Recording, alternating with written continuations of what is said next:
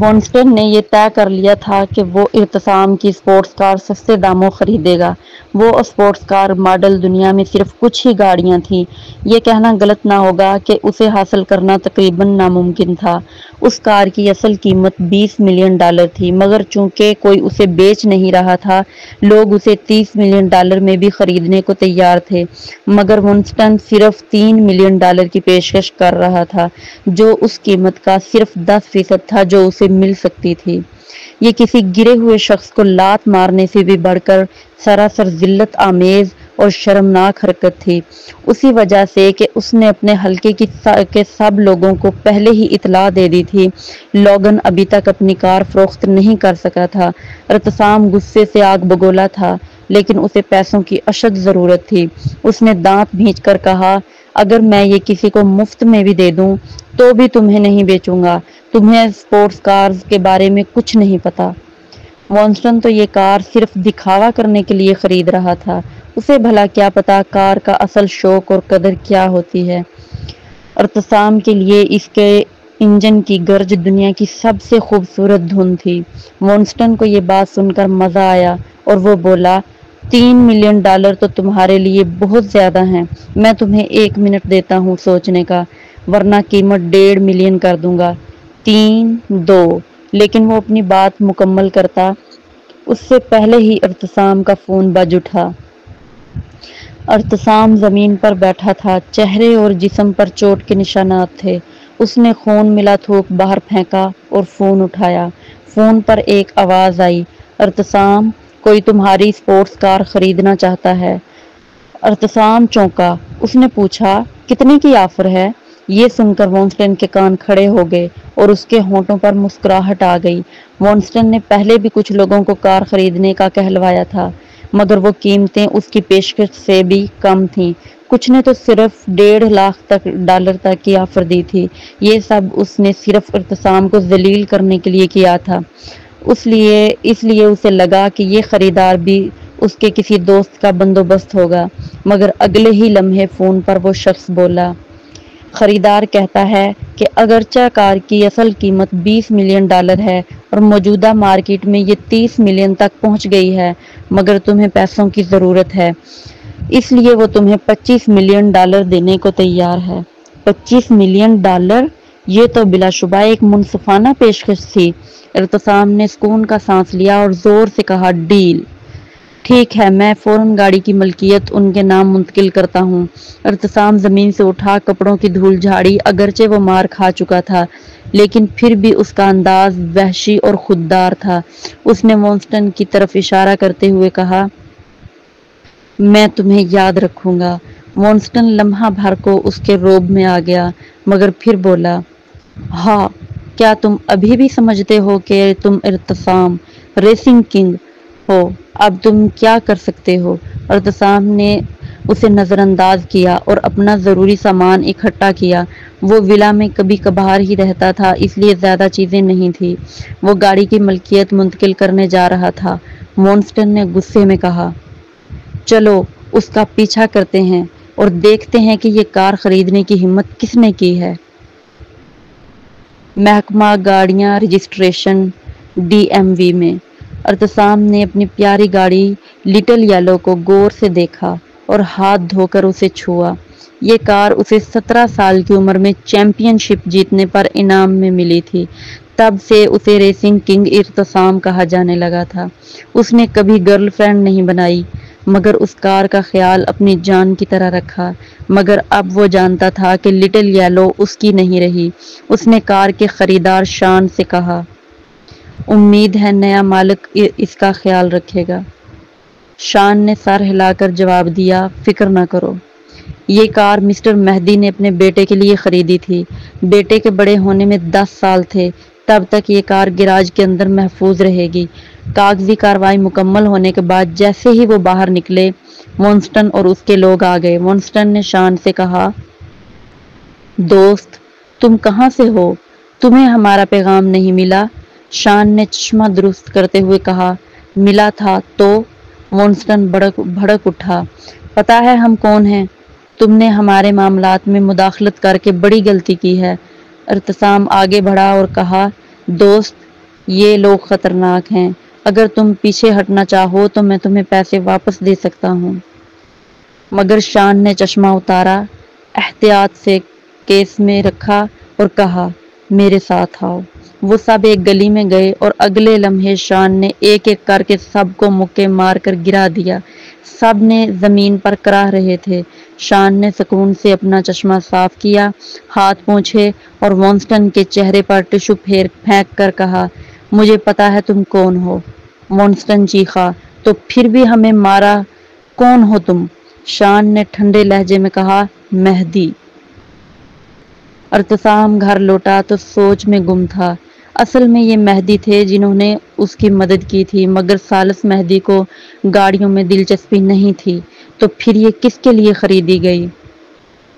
وہ پاشا کے ولا میں داخل ہوا اور دیکھا کہ پروین کمرے سے نکل رہی ہے، ہاتھ میں موبائل لیے جمائی لے رہی تھی۔ فون سے ایک آواز آئی، ممی، میں نے لٹل یلو خرید لی۔ ارتسام، لٹل یلو؟ جب وہ اس پر غور کر رہا تھا، پروین نے جواب دیا، اوہ۔ پھر فون سے آواز آئی، لیکن مجھے پنک رنگ پسند ہے، تو میں اسے پنک رنگ کرنے والی ہوں۔ جیسا تم چاہو۔ یہ الفاظ کہنے کے بعد پروین نے ارتسام کو دیکھا، وہ چونکی۔ لڑکا وہیں کھڑا تھا، ہاتھ جیبوں میں ڈالے، بظاہر عام سے انداز میں۔ اس کے جسم کی حالت کا تو اندازہ نہیں لگ رہا تھا، مگر چہرے پر چوٹ کے نشان تھے۔ اس کے ہونٹ کے کونے پر نیلا نشان تھا اور ناک پر ایک پلاسٹر لگا ہوا تھا۔ یہ سب اس نوجوان کی جنگلی اور بے لگام شخصیت میں مزید اضافہ کر رہے تھے۔ بس اس وقت اس کی آنکھوں میں کچھ غصے اور سختی کا تاثر بھی تھا۔ پروین نے فون بند کر دیا۔ اسے لگا کہ شاید وہ اس کے راستے میں کھڑی ہے، اس لیے اس کی نظریں ایسی ہیں۔ چنانچہ وہ ایک طرف ہو گئی۔ ارتسام نے اسے راستہ دیتے دیکھ کر لنگڑاتے ہوئے سیڑھیاں چڑھنا شروع کیں۔ جب وہ اس کے قریب سے گزرا تو پروین نے اچانک پوچھا، تمہارا پاؤں ابھی تک ٹھیک نہیں ہوا؟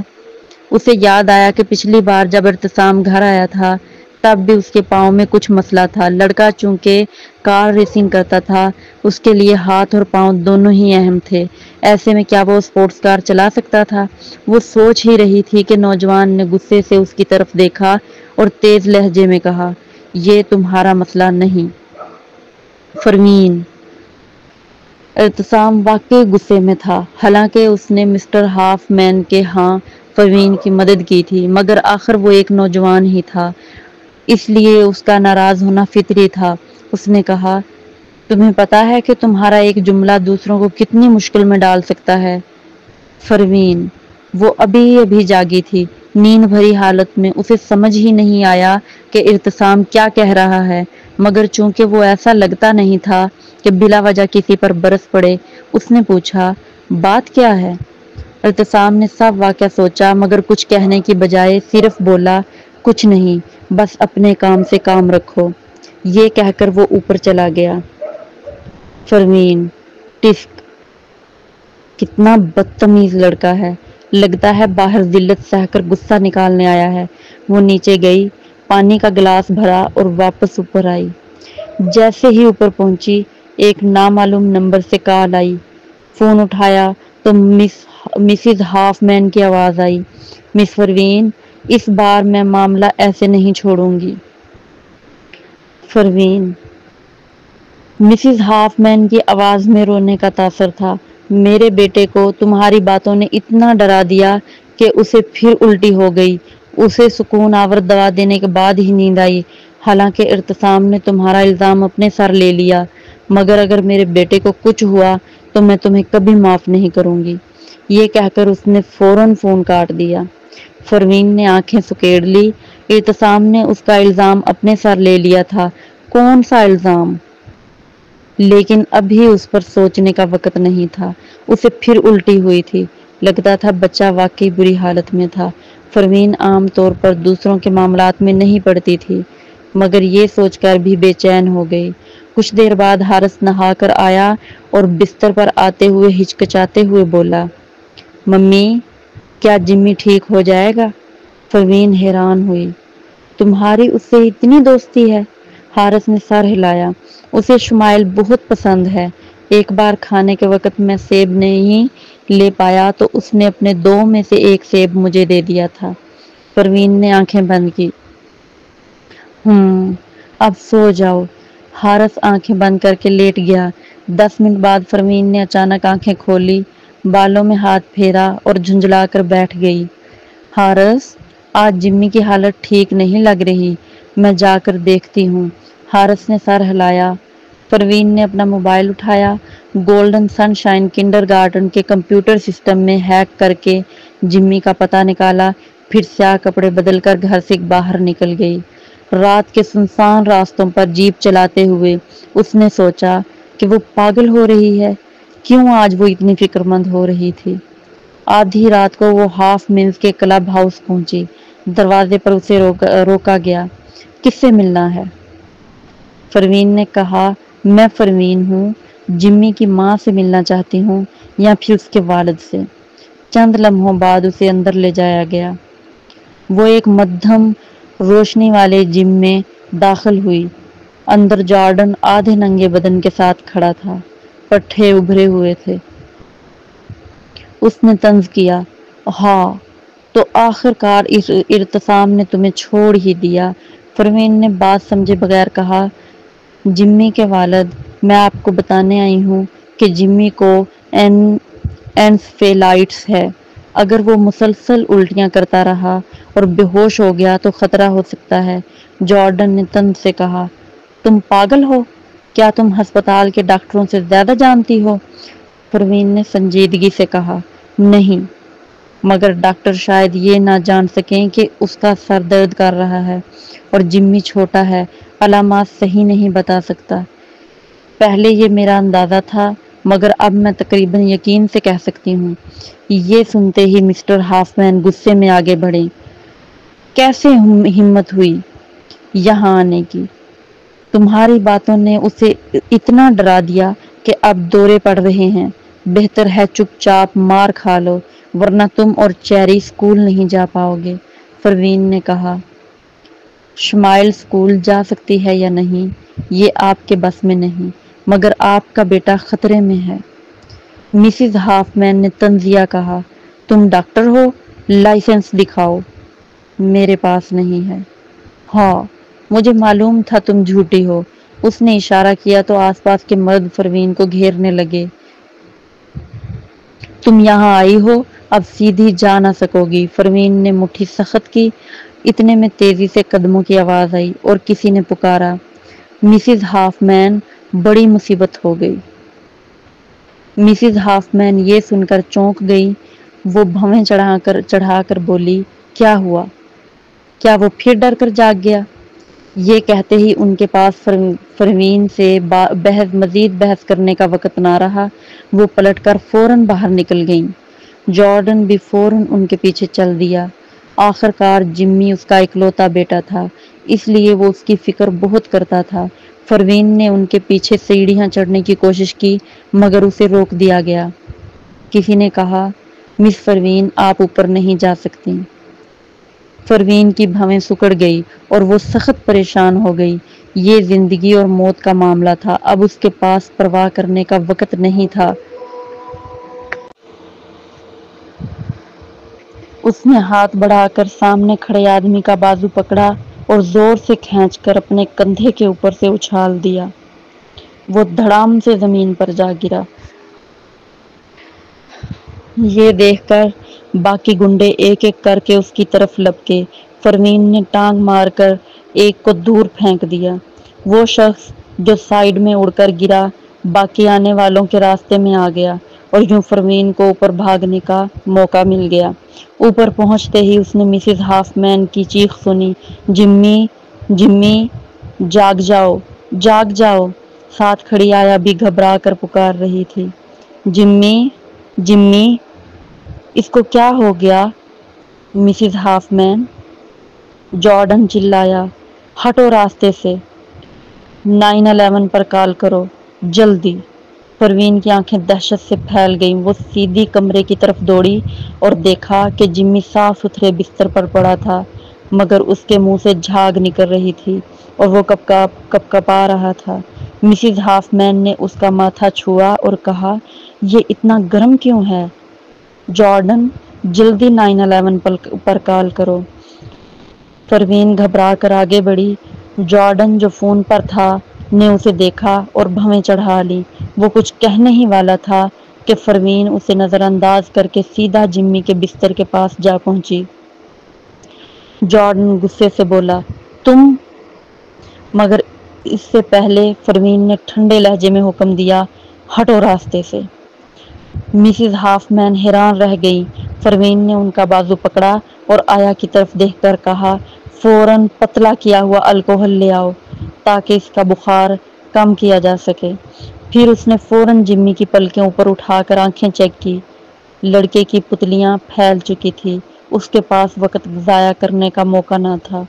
اس نے فوراً اپنی جیب سے ایک دوا نکالی، پیکنگ پھاڑ کر جمی کو کھلا دی۔ اس وقت مسز ہاف مین کو ہوش آیا۔ وہ لپک کر بولی، تم نے جمی کو کیا کھلایا؟ پروین نے اسے سرد نظروں سے دیکھا۔ اگر تم نے مجھے روکا تو تمہارا بیٹا مر جائے گا۔ اس کے پرسکون اور مضبوط لہجے نے مسز ہاف مین کو ساکت کر دیا۔ جب اس نے آگے بڑھنا بند کر دیا تو پروین نے آیا سے الکوہل لے کر بچے کا جسمانی درجہ حرارت کم کرنا شروع کر دیا۔ اسی وقت دروازے پر موجود باڈی گارڈ اوپر پہنچے اور بولے، مسٹر ہاف مین۔ پروین، اس نے، مگر وہ یہ منظر دیکھ کر حیران رہ گئے۔ جارڈن کی آنکھیں سرخ تھی۔ وہ غصے سے پروین کو گھور رہا تھا مگر پھر بولا، اسے کرنے دو۔ پروین، اگر میرے بیٹے کو کچھ ہوا تو میں تمہیں نہیں چھوڑوں گا۔ باڈی گارڈ آخرکار پیچھے ہٹ گئے۔ بالآخر ایمبولینس پہنچ گئی۔ جب تک پیرامیڈکس اوپر آئے جمی گہری نیند میں جا چکا تھا۔ اس کی سانسیں معمول پر آ چکی تھیں اور وہ پہلے سے بہتر لگ رہا تھا۔ ماں باپ پریشانی میں فوراً ایمبولینس کے ساتھ چل دیے۔ ایمبولینس میں بیٹھ کر انہیں پتہ چلا کہ پروین کب کی جا چکی ہے۔ مسز ہاف مین نے بھویں سکیڑ کر کہا، وہ کیوں چلی گئی؟ آیا نے جواب دیا، شاید وہ ایمبولینس دیکھنے کے بعد گئی۔ مسز ہاف مین نے لب کاٹے۔ جارڈن بولا، کوئی بات نہیں، وہ گئی ہے مگر اس کا گھر تو وہی ہے۔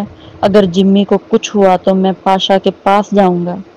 مسز ہاف مین نے سر ہلایا اور غصے سے کہا، کنڈر گارڈن بھی ہے، وہ بھاگ سکتی ہے مگر چھپ نہیں سکتی۔ ویسے بھی چاہے اس نے جمی کی جان بچائی ہو مگر وہ بیمار تو اسی کی وجہ سے ہوا تھا۔ جارڈن نے حامی بھر لی۔ ہسپتال پہنچ کر جب ڈاکٹر آیا، جمی کی آنکھیں کھول کر سر درد کی شکایت کر رہا تھا۔ ایک نرس نے کہا، ڈاکٹر صاحب، جب ہم پہنچے تو اس کا پروفیشنل فرسٹ ایڈ کیا جا چکا تھا۔ اس شخص نے یہ بھی کہا تھا کہ بچے کا لازمی لمبر پنکچر کیا جائے گا۔ ڈاکٹر کے ذہن میں فوراً بات بیٹھ گئی۔ وہ بولا، فی الحال دماغ کا سی ٹی یا ایم آر آئی مت کرو، فوراً لمبر پنکچر کرو۔ جی سر۔ عملہ جمی کو لے گیا اور ڈاکٹر بھی اپنے کام میں لگ گیا۔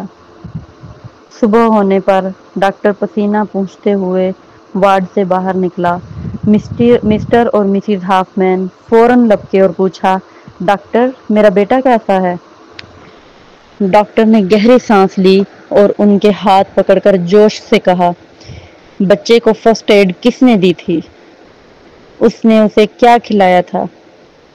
مسز ہاف مین فوراً غصے میں آئیں۔ کیا ہوا؟ کیا اس نے کچھ غلط کھلا دیا؟ میں اسے نہیں چھوڑوں گی۔ جارڈن بھی گھبرا گیا۔ ڈاکٹر، بات کیا ہے؟ کہیں اس گولی میں کوئی مسئلہ تو نہیں؟ میرا بیٹا تو اس کے ڈرانے کی وجہ سے دورے میں چلا گیا تھا۔ ڈاکٹر ان کی بات سن کر حیران رہ گیا۔ ڈرانے سے دورے؟ یہ کیسی بات ہے؟ بچے کو ایکیوٹ میننجائٹس ہے۔ اگر وہ عورت وقت پر اسے نہ بچاتی تو شاید بچہ مر جاتا۔ ڈاکٹر نے مزید کہا، میں تو اس دوا پر حیران ہوں جو اس نے دی۔ اتنی زبردست دوا! ہسپتال پہنچتے پہنچتے اس کا بخار کم ہو چکا تھا اور حالت کافی حد تک سنبھل گئی تھی۔ اس نے حقیقت میں اس کی جان بچائی ہے۔ پاشا ہاؤس میں فروین جب گھر لوٹی تو رات کے 1 بج چکے تھے۔ وہ نہا کر سو گئی اور اگلے دن دوپہر تک سوئی رہی، جب نیچے دروازے پر زور زور سے دستک نے اسے جگا دیا۔ دھڑ دھڑ دھڑ، ایسا لگ رہا تھا جیسے کوئی گینگسٹر دروازے پر کھڑا ہو۔ فروین سست انداز میں بستر سے نکلی۔ جیسے ہی کمرے سے نکلی، دیکھا کہ ارتسام سیڑھیاں اتر کر تیزی سے دروازے کی طرف جا رہا ہے۔ اس نے دروازہ کھولا تو سامنے موٹے سونے کی چین پہنے جارڈن کو دیکھ کر حیران رہ گیا۔ مسٹر ہاف مین، آپ یہاں کیوں؟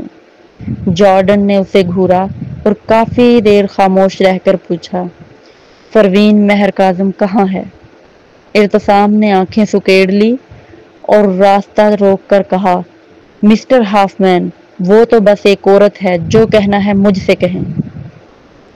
جارڈن کو اپنے آدمیوں کی رات کی رپورٹ یاد آئی کہ فروین نے 5-6 لوگوں کو اکیلے مار بھگایا اور اوپر دوڑ گئی۔ اس کے ہونٹوں کے کنارے ہلکے سے پھڑکے اور وہ بولا، وہ کوئی عام عورت نہیں ہے۔ ارتسام کا شک اور بڑھ گیا۔ کون سی بات؟ اس میں کیا خاص ہے؟ مسٹر ہاف مین، جو کہنا ہے مجھ سے کہیں۔ مگر جارڈن کے پیچھے کھڑے لوگ اسے دھکا دے کر اندر گھس آئے۔ ان کا شور و گل اتنا تھا کہ اوپر بزرگ مسز پاشا بھی کمرے سے باہر نکل آئیں۔ یہ کیا ہو رہا ہے؟ ہاں ارتسام کی بھویں تن گئی جب اس نے دیکھا کہ جارڈن اوپر فروین کی طرف بڑھ رہا ہے۔ فروین تو ابھی جمائی لے رہی تھی، جیسے وہ ابھی سو کر اٹھی ہو اور اسے ذرا بھی اندازہ نہ ہو کہ خطرہ اس پر منڈلا رہا ہے۔ وہ فوراً آگے بڑھا کے انہیں روکے، مگر جارڈن جو ایک بڑا اور سخت مزاج آدمی تھا، نرمی سے جھک کر فروین سے بولا، مس فروین۔ ارتسام۔ یہ منظر دیکھ کر وہ اس قدر حیران ہوا کہ لگتا تھا کہ اس کی آنکھیں اپنی جگہ سے باہر نکل جائیں گی۔ فروین نے ہاتھ ہلایا اور عام لہجے میں پوچھا، ہاں جمی اب ٹھیک ہے؟ جارڈن اس کے سامنے حد درجہ احترام سے پیش آیا۔ اس نے جواب دیا، وہ اب ٹھیک ہے۔ اس کی ماں خود آ کر آپ سے معافی مانگنا چاہتی تھی، لیکن جمی ابھی ہسپتال میں داخل ہے، اس لیے وہ فی الحال نہیں آ سکتی۔ یہ سب اس کی غلطی ہے کہ اس نے آپ کی مہربانی کو نہیں سمجھا۔ فکر نہ کریں مس فروین، میں ضرور اسے اچھی طرح سبق سکھاؤں گا۔ فروین نے یہ سن کر بھویں اٹھائیں۔ یقیناً اگلے ہی لمحے جارڈن نے وضاحت دی، سچ کہوں تو یہ سب ہماری بطور والدین غفلت کی وجہ سے ہوا۔ ہم نے سوچا بھی نہیں تھا کہ جمی کم عمر ہونے کی وجہ سے اپنی علامات واضح نہیں بتا پائے گا، اور جب ہم اسے اسپتال لے کر گئے تو اس نے ڈاکٹر کو بھی ٹھیک سے کچھ نہیں بتایا، جس کی وجہ سے علاج میں تاخیر ہو گئی۔ یہ خوش قسمتی ہے کہ آپ کل رات ہمارے گھر آئیں، ورنہ اس بار ہم جمی کو بچا نہیں پاتے۔ ویسے اسپتال والے اس گولی کے بارے میں پوچھ رہے تھے جو آپ نے کل رات جمی کو دی تھی۔ وہ اس کی ایک کھیپ خریدنا چاہتے ہیں۔ فروین نے جمائی لی اور کہا، اس بارے میں آپ میرے انکل سے بات کریں۔ زاور پاشا ہارمونیا فارمیسی کے تمام معاملات دیکھتے تھے۔ جارڈن نے فوراً سر ہلایا، ٹھیک ہے، کوئی مسئلہ نہیں۔ فروین نے سر ہلایا۔ جب اس نے دیکھا کہ جارڈن اب بھی اسے دیکھ رہا ہے تو ہچکچاتے ہوئے پوچھا، کیا اور بھی کچھ ہے؟ جارڈن نے فوراً سر ہلایا، نہیں، اور کچھ نہیں، آپ نے جمی کی جان بچائی ہے مس فروین۔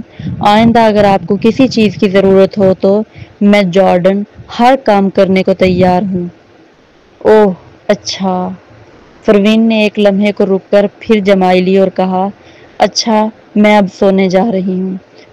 وہ کمرے میں جانے لگی تھی کہ حارث کو دروازے پر کھڑا دیکھا، جو اسے امید بھری نظروں سے دیکھ رہا تھا۔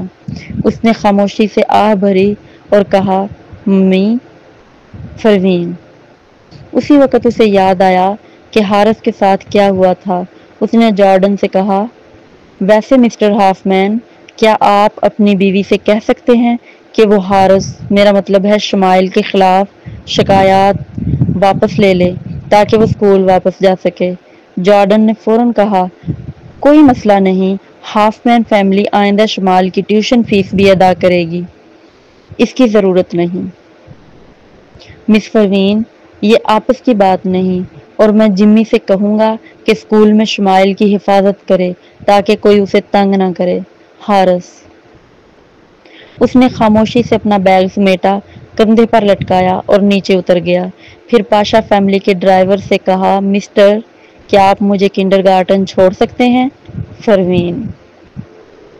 چھوٹے بچے کے جانے کے بعد پروین اپنے کمرے میں واپس جا کر سو گئی۔ نیچے صرف ارتسام اور جارڈن حیرت زدہ رہ گئے۔ جارڈن آرام سے ارتسام کے پاس آیا، اس کے کندھے پر ہاتھ رکھا اور بولا، بیٹا، اگر ہم ریس ملتوی کرنا چاہیں تو کم از کم 3 دن پہلے اطلاع دینا ضروری ہے۔ آج آخری تاریخ گزر گئی ہے۔ ایسا کرو، میں یانسی سے رابطہ کرنے کی کوشش کرتا ہوں۔ اگر وہ آنے پر راضی نہ ہوا تو تمہیں $50 ملین تیار رکھنے ہوں گے۔ میں ریس کے بعد تمہاری حفاظت کی ضمانت دیتا ہوں۔ پہلے تو پاشا فیملی آسانی سے $50 ملین کا بندوبست کر سکتی تھی، لیکن اب ارتسام جانتا تھا کہ جارڈن نے اپنی طرف سے پوری کوشش کر لی ہے، اس لیے وہ سر ہلا کر راضی ہو گیا۔ جانے سے پہلے اس نے پوچھا، مسٹر ہاف مین، آپ اور پروین کے بیچ کیا معاملہ ہے؟ جارڈن نے مختصراً واقعہ سنایا اور چلا گیا۔ اس کے بعد ارتسام اوپر چلا گیا۔ اپنے کمرے میں جانے سے پہلے اس نے پروین کے کمرے کی طرف دیکھا۔ وہ جانتا تھا کہ پروین ڈاکٹر ہے، مگر یہ نہیں جانتا تھا کہ وہ اتنی ماہر ہے کہ جارڈن کے بیٹے کی جان بچا لے گی۔ ارتسام نے اپنے ٹخنے کی طرف دیکھا۔ کیا پروین اس کی چوٹ ٹھیک کر سکتی تھی؟ لیکن اب تو ویسے بھی وقت ختم ہو گیا تھا۔ ریس 2 دن بعد تھی۔ وہ بس ریس کے بعد ہی اس سے پوچھ سکتا تھا۔ یہ سوچ کر وہ اپنے کمرے میں گیا۔ وہ بس بیٹھا نہیں رہ سکتا تھا۔ اپنے ٹخنے کی حالت کے ساتھ تو وہ یقینی طور پر ہار جائے گا۔ وہ بیٹھا کمپیوٹر نکالا، یانسی کا ای میل ایڈریس تلاش کیا اور لکھا، یانسی، کیا آپ کو امریکہ میں ہونے والے ریسنگ مقابلوں میں دلچسپی ہے؟ ای میل بھیجنے کے بعد وہ لیٹ گیا، لیکن فوراً ہی جارڈن کا فون آیا۔ اس کی بلند آواز آئی، مجھے ابھی یاد آیا کہ شاید میرے پاس یانسی سے رابطے کا ایک طریقہ ہے۔ ایسا کرو، میں خود اس سے رابطہ کرتا ہوں۔ ارتسام نے جواب دیا، میں نے ابھی اسے ای میل بھیجی ہے، مگر نہیں جانتا وہ آئے گا یا نہیں۔ جارڈن دوستانہ لہجے میں بولا، مجھے کرنے دو، میں اس سے تم سے زیادہ واقف ہوں، آخر ہم پہلے بھی بات کر چکے ہیں۔ ارتسام نے شکر گزار انداز میں کہا، ٹھیک ہے، شکریہ مسٹر ہاف مین، کوئی بات نہیں۔ مہدی کے گھر پر، واہ، لٹل یلو کتنا جاذب نظر ہے۔ شمائل ارتسام کی سپورٹس کار کے گرد گھوم کر اسے دلچسپی سے دیکھ رہی تھی۔ شان ایک طرف کھڑا تھا اور پچھلے کچھ دنوں سے چھوٹے صاحب کے رویے میں تبدیلی محسوس کر رہا تھا۔ اس نے ادب سے پوچھا، کیا ہم کار کو گیراج میں رکھ دیں؟ نہیں، شمائل نے معصومیت سے کہا، میں اس کار کا رنگ بدلنا چاہتی ہوں۔ شان نے سر ہلایا، اسے بھی پیلا رنگ زیادہ پسند نہیں تھا۔ یہ بہت شوخ اور غیر سنجیدہ لگتا تھا اور مسٹر مہدی کے ذوق سے میل نہیں کھاتا تھا۔ اس نے سوچا کہ اگر رنگ کو کالا یہ بہت شوخ اور غیر سنجیدہ لگتا تھا اور مسٹر مہدی کے ذوق سے میل نہیں کھاتا تھا۔ اس نے سوچا کہ اگر رنگ کو کالا، سفید یا سرمئی کر دیا جائے تو وہ یہ تجویز دینے والا تھا کہ شمائل نے اعلان کیا، میں اسے گلابی کرنا چاہتی ہوں۔ ہاں، شان۔ وہ لمحہ بھر کو حیران رہ گیا، ہارس کی طرف دیکھتے ہوئے بولا، کیا گلابی؟ ہاں، یہ کہہ کر شمائل خوشی سے گھر کے اندر چلی گئی۔ شان بھی اس کے پیچھے گیا۔ اندر آتے ہی دیکھا کہ سالس کاغذات نپٹا کر باہر آ رہا ہے۔ جب وہ آمنے سامنے آئے تو شان نے فوراً کہا، مسٹر ہنٹ، ہارس نے ابھی کہا ہے کہ اسپورٹس کار کا رنگ گلابی کر دیں، آپ کیا؟ سالس نے مسکرا کر کہا، ٹھیک ہے، جیسا وہ کہے ویسا کرو۔ شان حیران رہ گیا۔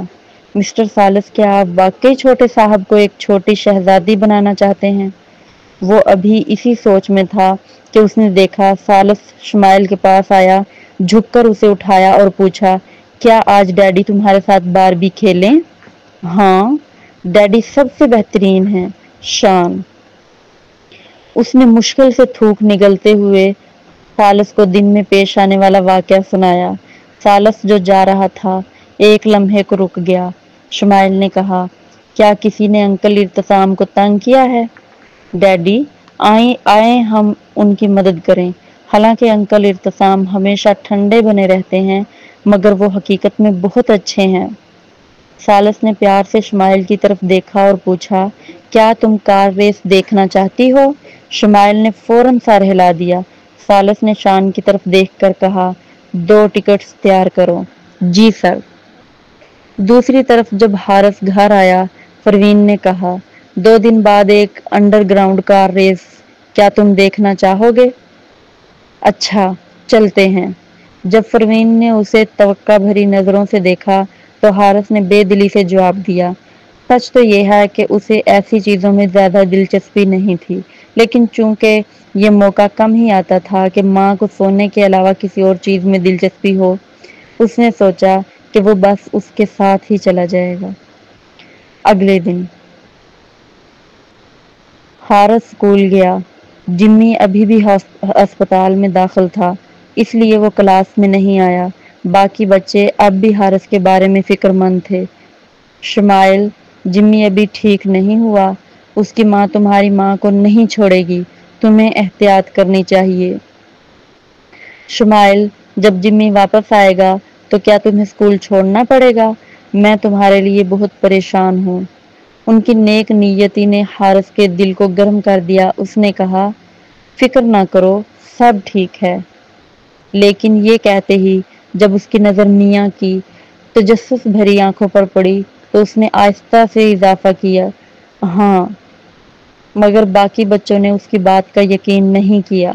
یہ کیسے ہو سکتا ہے؟ میں نے سنا ہے کہ جمی کے گھر کا بڑا شیر بہت خوفناک اور خطرناک ہے، وہ ایک نوالے میں بچے کو کھا سکتا ہے۔ میں نے بھی یہی سنا ہے۔ کہتے ہیں جمی کی ماں شیرنی ہے اور اس کے والد کے 3 پاؤں 4 بازو اور 5 جوڑے آنکھیں ہیں، وہ تو شیر سے بھی زیادہ خوفناک ہیں۔ کچھ بچے تو رونے لگے۔ شمائل، میں تم سے بچھڑنا نہیں چاہتا۔ ہائے حارث! کیا واقعی بچوں کا اتنا جاہل ہونا ٹھیک تھا؟ اس کے ہونٹوں کے کونے تھوڑے سے پھڑکے۔ وہ کچھ کہنے ہی والا تھا کہ میاں نے کہا، فکر نہ کرو سب لوگ، شمائل بالکل ٹھیک رہے گی، ہاں؟ کیوں؟ کیونکہ شمائل کا باپ سالس مہدی ہے۔ جمی کا باپ شمائل کے باپ سے ڈرتا ہے۔ میاں نے معصومیت سے جواب دیا، واقعی؟ پیارے بچوں نے ایک ایک کر کے اسے مبارکباد دینا شروع کر دی۔ کیا تم نے اپنے ڈیڈی کو ڈھونڈ لیا ہے؟ شمائل، یہ تو زبردست ہے، واہ، تمہارا بھی ایک باپ ہے۔ میں تو ہمیشہ سمجھتا تھا کہ تمہارا کوئی نہیں۔ کیا تمہاری ماں نے تمہیں پتھر سے جنم دیا تھا؟ ہاں۔ کیا شمائل اس کی ماں کو کسی چیز کے ساتھ مفت ملی تھی؟ جب میں نے اپنی ماں سے پوچھا کہ شمائل کا باپ کون ہے تو اس نے کہا کہ وہ اسے مفت ملی تھی جب اس نے کچھ خریدا تھا۔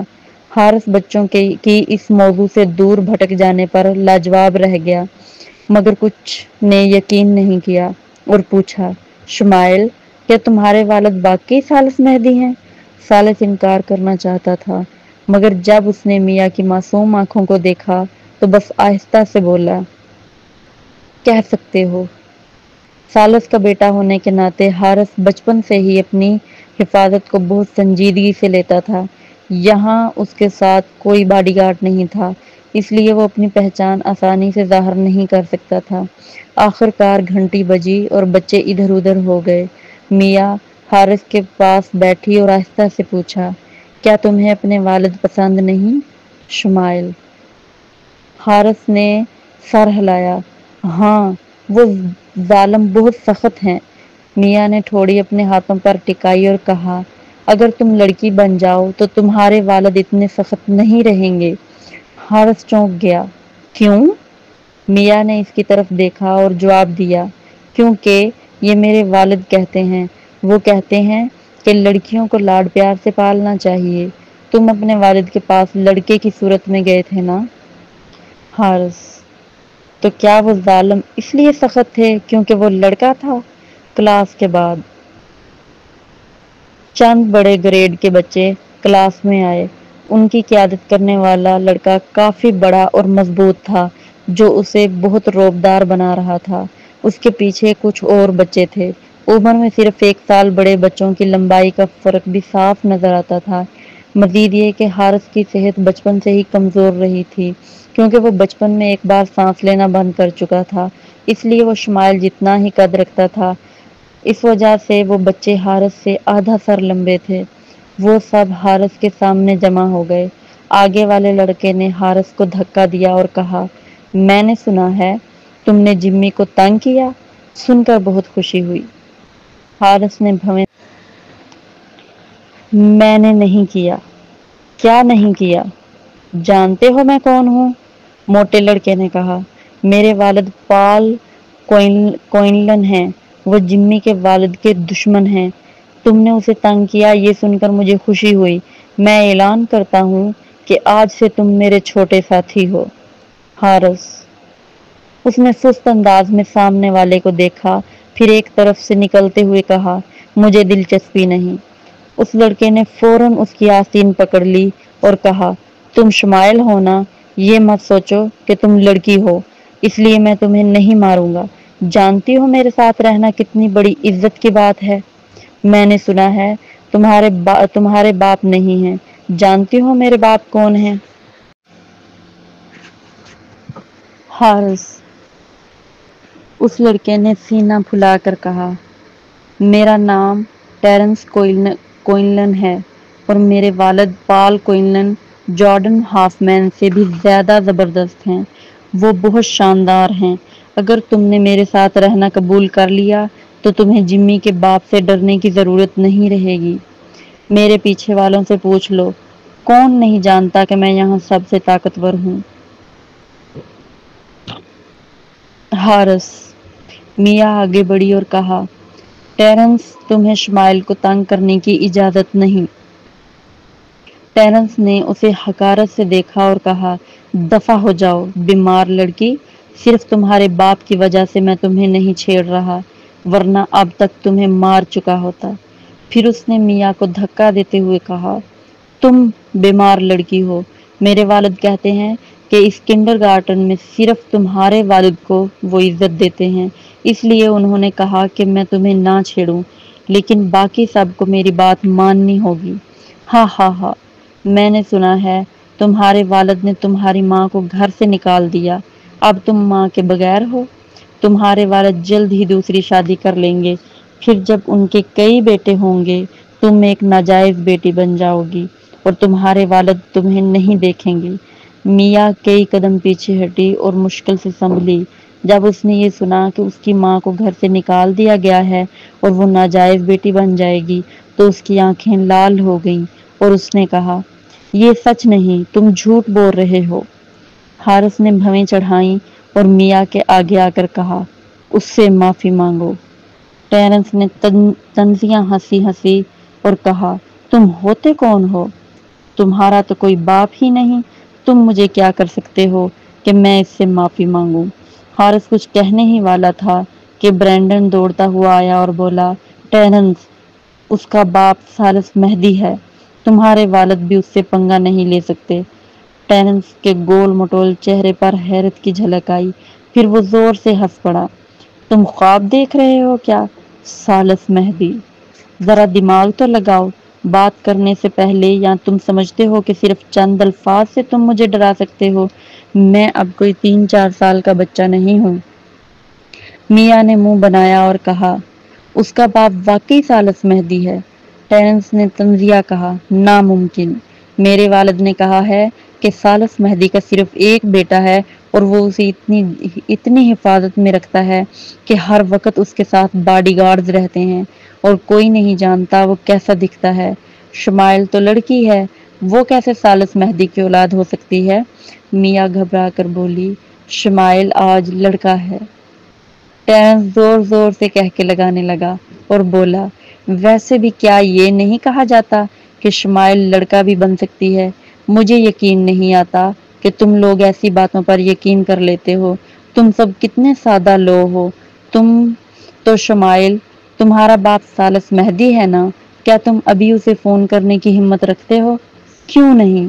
برینڈن فوراً حارث کے پاس آ کر بولا، شمائل ابھی اپنے والد کو فون کرو۔